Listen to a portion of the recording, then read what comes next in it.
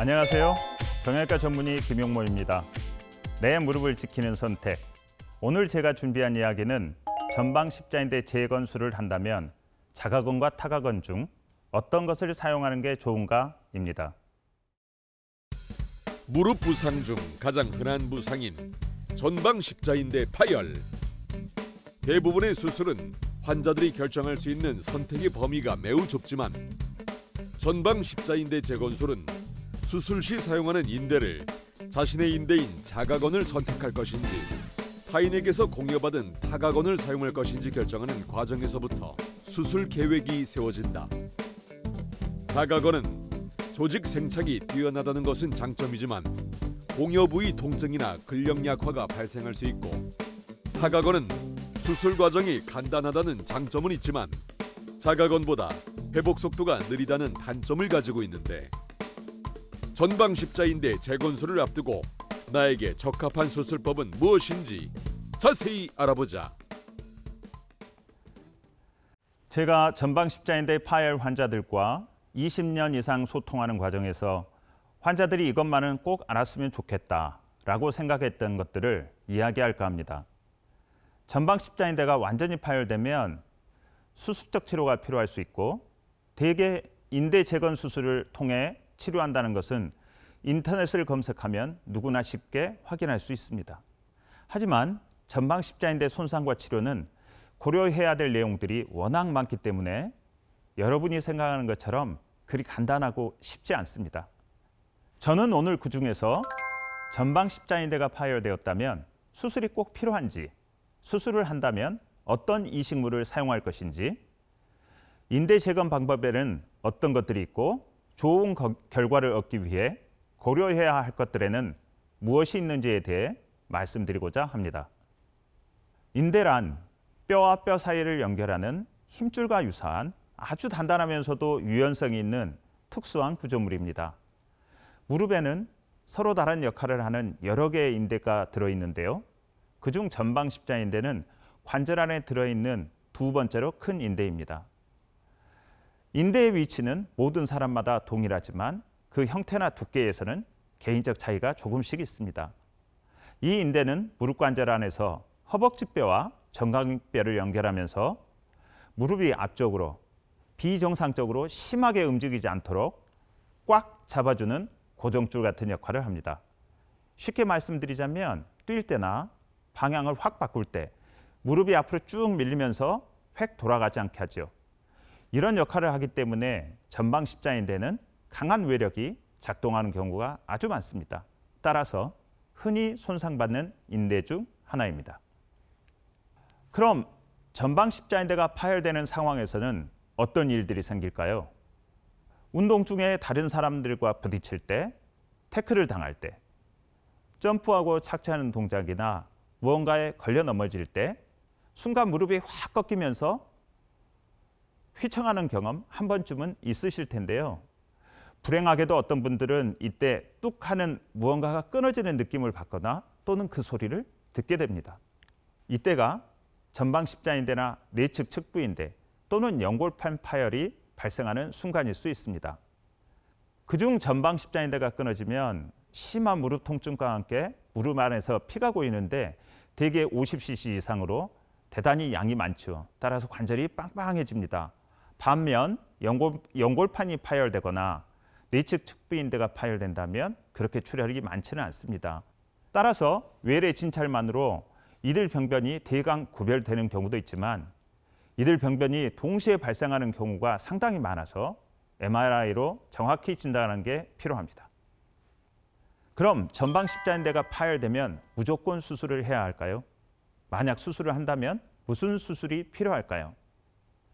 전방 십자인대는 한번 끊어지면 아주 일부, 부분 파열을 제외하고는 대부분의 환자들에서 원래 위치에 자연적으로 다시 붙고 정상적인 기능을 회복하는 것은 불가능합니다. 그래서 수술적 치료가 필요할 수 있는데 전방 십자인대가 파열되었다고 무조건 모든 환자에서 수술을 해야 하는 것은 아닙니다. 환자의 나이, 관절 상태, 활동 수준을 고려해서 다른 결정을 할 수도 있습니다.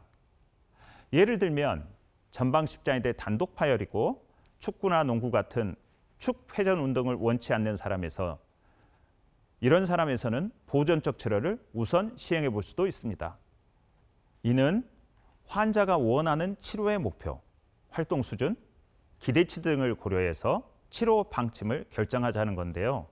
젊은 환자라도 걷기나 달리기, 자전거 타기나 수영 등 단순 직선 운동을 선호하고 축구나 농구와 같은 축 회전 운동을 원치 않는다면 일단 수술은 보류하고 근력 운동 등 비수술적 치료를 시행해 볼 수 있다는 겁니다.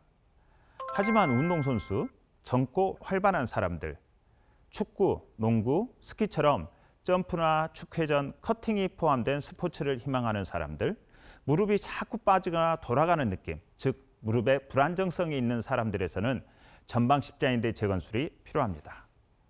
왜냐하면 이런 환자들에서는 전방 십자인대 파열 때문에 무릎이 전방으로 심하게 흔들리거나 무릎 회전 불안정성이 발생하여 무릎 관절에 2차적인 문제가 초래될 가능성이 매우 높기 때문입니다. 전방 십자인대 파열에 대해 재건 수술로 치료했던 환자들과 수술 없이 경과 관찰만 했던 환자들의 치료 결과를 비교한 논문에 따르면 비수술적 치료를 했던 환자들에서 2차적으로 연골판 파열이 발생할 가능성과 관절염이 발생할 가능성, 그리고 슬관절 전 치환술이 시행될 가능성이 최소 5배 이상으로 매우 증가한다는 보고도 있습니다. 전방 십자인대는 왜 인대 재건 수술로 치료할까요? 그리고 수술을 한다면 언제 하는 것이 좋을까요? 파열된 인대를 다시 꿰매는 봉합 수술도 생각할 수 있겠지만 수술 결과가 좋지 않아 1980년대 이후로는 거의 사용되지 않습니다. 대안으로 고안된 수술 방법이 파열된 인대를 새로 다시 만들어주는 인대 재건 수술인데 그 결과가 믿을 만하여 수술적 치료의 원칙으로 자리 잡고 있습니다. 수술 시기는 대부분의 논문들이 전방 십자인대가 파열되고 대개 3개월 이내, 늦어도 6개월 이내에 붓기가 가라앉고 관절 운동이 정상화되면 가급적 빨리 시행하라고 권유하고 있습니다. 그 이유는 전방 십자인대가 파열되고 이로 인해 무릎에서 지속적으로 불안정성이 발생한다면 앞서 말씀드린 것처럼 2차적으로 반월연골판과 관절연골 손상이 발생할 수 있고 나아가서 골관절염의 발생 가능성이 높아질 위험성에 그대로 노출되기 때문입니다. 자, 그럼 새로 만들어줄 인대는 어디서 가져올까요? 두 가지 방법이 있는데요. 자가건과 타가건입니다. 자가건은 환자 자신의 무릎 주변에 붙어있는 특정 힘줄을 떼어서 이식하는 방법입니다. 보통 무릎 주변 3곳 중에 하나에서 채취하는데요. 첫 번째는 무릎 주변 장단 지표에 전 내측에 부착하는 슬건 중에서 방건양건과 박건 2개를 채취해서 사용하는 방법입니다. 건이란 뼈와 근육 사이를 연결하는 강하면서도 유연한 아주 특수한 연부 조직입니다. 그 구조나 강도가 인대와 유사해서 이식건으로 가공해서 인대 재건 수술에 사용할 수 있습니다. 자가 슬건으로 인대 재건술을 시행하고 2년 후 촬영한 MRI 영상입니다. 성공적으로 인대화된 매우 양호한 전방 십자인대 이식물을 확인할 수 있습니다. 다음으로 무릎 앞쪽에 있는 슬개건을 양쪽 끝에 뼈까지 포함해서 채취한 후 사용하는 방법입니다. 이 방법은 이식건의 표준, 골든 스탠다드라 불리는 방법인데요. 전반적으로 가장 좋은 이식건입니다. 그런데 아쉽게도 이식건을 채취하면 무릎 앞쪽 부분에서 무릎을 구부릴 때나 어딘가에 닿을 때 통증을 발생시킬 수 있는 단점이 있습니다. 또한 이식건의 길이가 수술 부위의 길이와 서로 맞지 않거나 이식건을 골터널로 통과시키는데 상당히 어려울 수가 있는 단점도 있습니다. 반면 자가슬건으로 수술한 임상 결과가 매우 양호한 것으로 보고되고 있어서 현재는 그 사용 빈도가 많이 줄었습니다. 일반적으로 운동선수나 활동력이 아주 강한 젊은 사람들에서 사용이 권장됩니다. 마지막으로 대퇴사두건과 슬개골 상단뼈를 함께 채취해서 사용하는 방법으로 최근 사용이 증가하고 있습니다. 이들 자가건은 내 몸의 일부를 떼어서 사용하기 때문에 조직 거부 반응이 없고 수술 중 곧바로 채취해서 바로 사용하므로 편리한 장점이 있습니다. 하지만 정상적인 자기 기능에 있는 힘줄을 떼어서 쓰기 때문에 근력이 떨어지거나 떼어낸 부위에 통증이 있을 수 있고, 타각건에 비해 이식건의 채취와 가공에 더 많은 시간이 필요하기 때문에 수술 시간이 길어지는 단점과 세균에 오염될 가능성이 증가하는 문제도 있습니다. 두 번째는 남의 힘줄을 쓰는 타각건의 사용입니다. 현재 우리나라에서 전방 십자인대 재건술에 주로 사용되는 타각건 이식물로는 아킬레스건과 경골건이 있고, 그 외에도 슬개건 등 몇 가지가 더 있습니다. 이들 이식건은 생전에 인체를 기증하신 분이 사망하면 곧바로 채취하고 냉동 보관하고 있다가 수술할 때 가져다 쓰는 방법입니다. 그중 아킬레스건은 뼈를 같이 포함하고 있고 건 조직 자체가 아주 튼튼하고 크기 때문에 전방 십자인대 재건술이나 재재건술에 많이 사용됩니다. 경골건은 장딴지뼈에서 시작하여 발목뼈까지 가서 붙는 전 경골근과 후 경골근의 건 부위를 채취한 것입니다. 두 가닥으로 접어서 사용하는데 현재 가장 많이 사용되고 있는 자가슬건과 동일한 방법으로 가공하고 수술할 수 있기 때문에 수술하는 집도의 입장에서 굉장히 익숙한 장점이 있고, 이에 따라 많이 사용되고 있습니다. 타각건의 사용은 환자 본인의 힘줄을 채취하지 않기 때문에 수술 시간을 줄일 수 있고, 자가건보다 두꺼운 이식건을 사용할 수 있으며 공여부의 통증이나 근력 약화 등이 발생할 일이 없는 장점이 있습니다. 하지만 타인의 몸, 그 일부를 이식하는 것이어서 거의 없다고는 하지만 생체 면역 반응이 발생할 가능성을 완전히 배제할 수는 없고, 이어서 설명드릴 이식인대의 생물학적 치유 과정이 자가건보다 조금 더 오래 걸리기 때문에 수술 결과는 자가건보다 떨어진다는 보고가 많습니다. 따라서 위에서 설명한 여러 가지 이유로 타각건은 40세 이상의 비교적 나이가 많거나 활동력이 떨어진 환자들, 이식한 인대의 재파열로 인해 사용 가능한 자가건에 제한이 있는 인대 재재건 수술 등에서 주로 사용됩니다. 일례입니다. 27세 여자 환자이고요. 전방 십자인대 재건 수술 후에 인대가 다시 파열되었습니다. 이 환자의 경우 아킬레스 타각건을 사용하여 인대 재건술을 시행하였고 성공적으로 치료되었습니다. 그런데 이식 당시와 2년 후의 인대 모양이 서로 다르죠. 이식한 인대 중에서 관절 안에 위치한 부위는 관절에게 노출되기 때문에 이는 굉장히 치유에 불리한 환경인데요. 수술 후 약 1년 반에서 2년에 걸쳐 3단계의 생물학적 치유 과정을 거치면서 점차 정상 인대와 유사하게 됩니다. 가장 먼저 수술 직후부터 약 4주간 이식 인대는 초기 치유 단계인 재형성기를 지나는데, 이 기간 동안 이식된 인대에서는 세포수가 감소하고 중심부에서는 괴사가 발생합니다. 다음으로 수술 후 4에서 12주 사이에 증식기를 거칩니다. 이 시기에 이식한 인대 내로 혈관이 형성되고 세포들이 이동하여 자리를 잡게 됩니다. 그 후 세 번째 단계인 수술 후 12주부터 약 1년 반에서 2년까지의 기나긴 시간 동안 소위 인대화 과정이라 불리우는 복잡한 생물학적 치유 과정을 거쳐야 합니다. 이식건의 강도는 이식 직후부터 급격히 감소하다가 다시 서서히 증가하여 수술 후 6에서 9개월 사이에 정상 전방 십자인대와 유사한 수준으로 회복됩니다. 따라서 일반인이라면 수술 후 이 시기까지는 무리한 운동을 자제하는 것이 바람직하지 않을까 하는 게 제 개인적인 생각입니다. 반면 이식한 인대 중 뼛속에 묻혀있는 부위는 주변 환경이 치유에 매우 우호적이기 때문에 비교적 빨리 치유됩니다. 골 조직이 포함된 이식건은 수술 후 6에서 8주, 자가슬건이나 타가 경골건과 같은 연부 조직 이식건도 수술 후 12주면 완전히 치유된다고 알려져 있습니다. 다음으로 타각건의 채취 과정과 국내의 사용에 대해 말씀드리고자 합니다. 우리나라에서 사용되는 타각건은 거의 대부분 미국의 여러 조직은행에서 수입됩니다.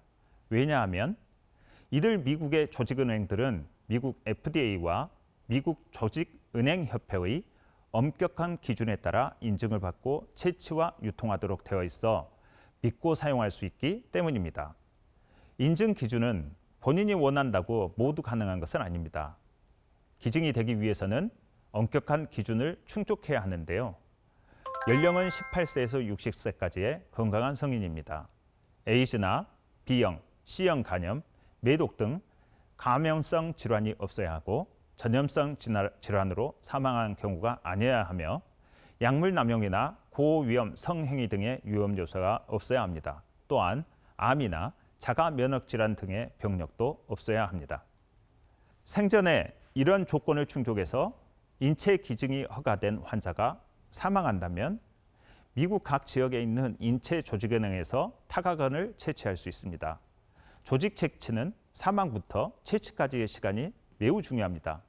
기증자가 사망 후 냉장 보관된 상태라면 사망 후 24시간 이내에, 실온에서 보관된 상태라면 사망 후 12시간 이내에 채취해야 합니다. 그럼 우리나라에서 생산되는 타가건은 없을까요? 다들 아시는 것처럼 우리나라에서는 인체 기증에 대한 문화적 관념이 큰 장벽이지요. 또한 콩팥, 간, 심장, 각막 등의 장기 기증과 달리 힘줄도 기증해 라고 하는 연부조직 기증에 대한 인식 부족도 있어 실제 우리나라에서 생산되는 타가건은 거의 없는 것으로 저는 알고 있습니다. 이번에는 전방십자인대 재건술에서 가장 많이 사용되는, 저도 주로 사용하고 있는 자가슬건의 채취와 이식건 가공에 대해 말씀드리겠습니다. 마취 후 관절경 검사에서 전방십자인대 재건술이 결정되었다면 장딴지뼈 근위부의 내측에 약 3에서 4cm 정도의 수직 절개를 가하고 자가슬건의 골 부착부를 확인한 후 방건양건과 박건을 뼈에서 박리하고 채취합니다. 이때 채취 실패가 발생할 수 있어서 주의가 필요합니다. 채취한 두 개의 건에 붙어있는 근육을 잘 제거하고 각각을 반으로 접어 4가닥으로 만든 후 십자인대 재건술에 사용할 수 있도록 가공합니다. 이때 최종적으로 가공된 인대의 직경은 최소한 8mm 이상이 되어야 수술 실패에 영향을 미치지 않는다고 알려져 있습니다.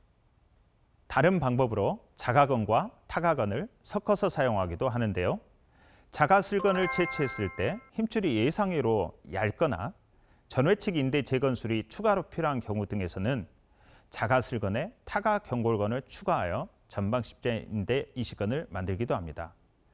자가방건양건과 타가경골건을 각각 접어서 4가닥 10mm 두께로 만든 이식건을 사용하였습니다. 드물게 이식물의 채취와 수술 과정에서 문제가 발생하기도 합니다. 보시는 영상은 자가방건양건을 채취하는 과정에서 힘줄이 중간에 잘리는 실패가 발생한 경우입니다. 이 환자에서는 부득이하게 타가건으로 수술을 시행하였습니다. 타가 아킬레스건의 골성 부착부가 골터널에 삽입되는 과정에서 부러졌습니다. 이 아킬레스건은 폐기되었고 새로운 아킬레스건을 다시 가공하여 수술을 진행했습니다. 자, 이식건이 준비되면 인대 재건 수술을 본격적으로 시작하는데요. 먼저 대략적으로 설명드리면 제일 먼저 파열된 전방십자인대를 정리하고 그 후 전방십자인대가 무릎관절 안에서 허벅지뼈와 장따지뼈에 붙는 곳, 즉 해부학적 부착 부위에 골터널을 만들고 이식건을 통과시킨 후 골터널 안이나 바깥 골껍질에서 인대를 고정하게 됩니다. 이를 통해 무릎 안정성을 되찾고 관절 운동을 정상화시키는 것이 전방십자인대 재건 수술의 최종 목표입니다. 하지만 이 과정은 말처럼 그리 단순하지 않습니다. 좀 더 정확히 말씀드리면 매우 정밀하고 어렵습니다. 수술 목표를 달성하기 위해 전방십자인대 재건 수술은 과거로부터 현재까지 수술 방법이 계속 바뀌면서 현재 이 시간에도 발전하고 있는 수술입니다. 그럼 어떤 경우를 전방십자인대 재건술의 실패라고 할까요? 가장 우선적인 것은 이시간 인대의 재파열이고 다음으로 이시간 인대는 잘 살아있지만 그럼에도 불구하고 무릎 불안정성을 보이는 경우입니다. 또한 관절 운동 범위의 감소, 지속되는 통증, 반월 연골판이나 관절 연골의 2차적 손상, 스포츠 복귀로의 실패 등도 전방 십자인대 재건술의 실패로 정의합니다. 마지막으로 수술 후 관리에서 꼭 알아야 될 내용들을 중심으로 말씀드리겠습니다. 어떤 이식건을 사용해도 수술 후 치료는 유사합니다. 수술 직후에는 통증을 조절하면서 무릎 관절 운동 범위를 서서히 증가시키고 하지 직거상 운동 등으로 대퇴사두근의 근력 강화를 위해 노력해야 합니다. 체중 부하는 수술 직후부터 가능합니다. 수술하는 의사마다 의견이 제각각으로 다양하지만 저는 상당히 보수적이어서 처음 2주간은 체중 부하를 못하게 하고 있습니다. 그 후 4주간 서서히 체중 부하를 증가시키고 수술 후 7주부터 완전 체중 부하를 시작합니다. 수술 후 3개월에 일상생활에 복귀시키고 수술 후 약 6개월 후부터 근력 검사를 시행하여 반대쪽 무릎의 신전 근력과 비교하여 90% 이상 회복된 것이 확인되면 본격적으로 운동하도록 권유합니다. 이 식건이 인대와 과정을 거쳐 완성되는데 1년 반에서 2년의 긴 시간이 필요하다는 사실을 고려하면 저는 운동선수가 아닌 일반인 환자라면 굳이 무리해가면서 일찍부터 운동으로 복귀하는 것은 조심스럽다는 개인적인 의견을 가지고 있습니다. 여러 보고에서 다치기 전의 레벨로 스포츠 복귀를 할 수 있었던 경우는 전체 환자의 65% 정도였다고 합니다. 또한 경쟁적인 스포츠로 복귀할 수 있었던 경우는 겨우 55% 정도밖에 되지 않았다고 합니다. 따라서 전방 십자인대 재건술을 시행하고 운동으로 복귀하고자 한다면 반드시 근력 검사를 시행해야 하고 다친 무릎의 근력 정도가 반대측 정상 무릎의 근력에 비해 어느 정도 회복되었는지를 확인하는 것이 대단히 중요합니다. 전방 십자인대 파열의 급성 증상은 통증, 부종, 운동 제한 등입니다. 이런 급성 증상은 시간이 지나면 사라집니다. 하지만 그 시기에 제대로 된 치료가 결정되지 않는다면 추후 관절 내에서 2차적인 문제들이 발생할 수 있습니다. 따라서 재건 수술에 대해 겁먹지 마시고 전문의와 상담하셔서 적절한 치료를 선택하시길 바랍니다.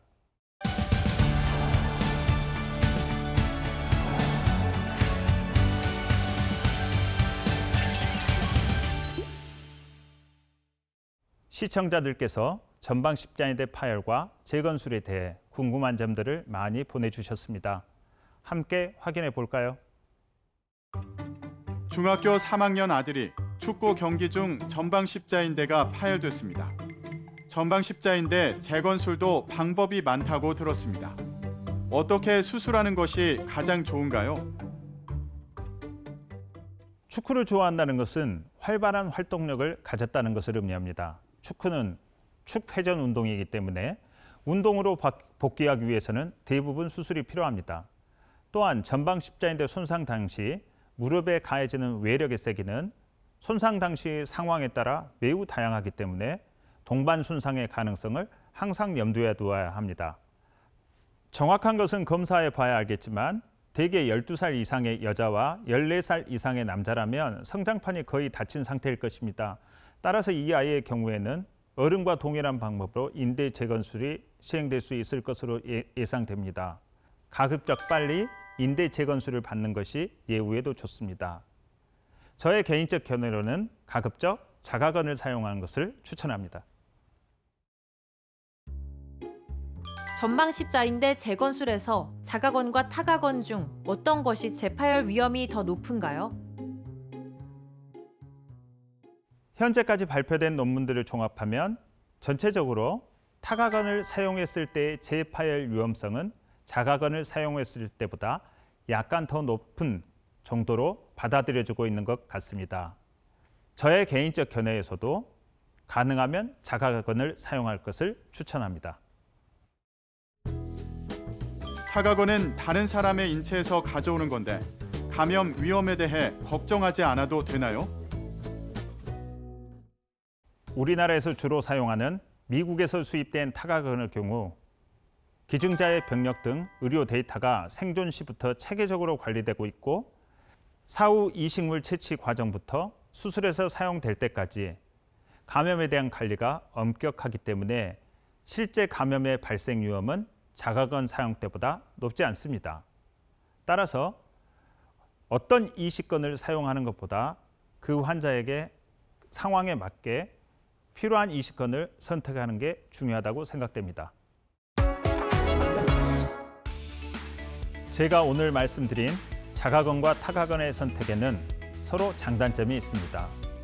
따라서 가장 중요한 것은 현재 환자 상태를 전체적으로 고려하여 그중 가장 적합한 이식건을 선택하는 것입니다. 이 부분은 전문의와 상의를 통해 결정하는 것이 가장 현명할 것 같습니다. 오늘 저의 이야기가 여러분이 건강하고 행복한 삶을 살아가는 데 도움이 되었길 바랍니다. 감사합니다.